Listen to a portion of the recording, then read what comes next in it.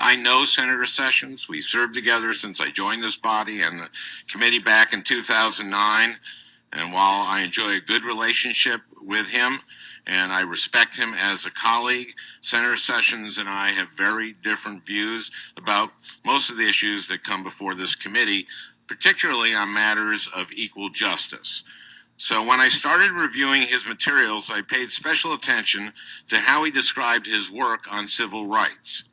And I noticed some discrepancies in the way he had described his involvement in civil rights cases filed during his time as a U.S. attorney. I asked Senator Sessions about these discrepancies during his hearing.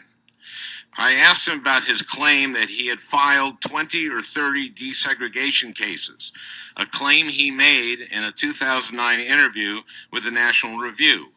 In response, Senator Sessions said, quote, "The records do not show that there were 20 or 30 actually filed cases."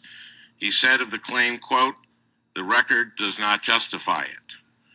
I then moved on to question him about 4 cases that he listed on his questionnaire, which asked him to list the, quote, 10 most significant litigated matters he personally handled.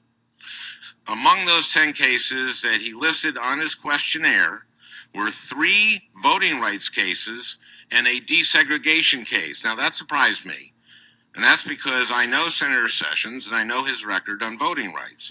He's no champion of voting rights. He called the Voting Rights Act intrusive and complained about states with a history of discrimination being subject to preclearance. But here he seemed to be trumpeting his personal involvement in 3 voting rights cases and 1 school desegregation case.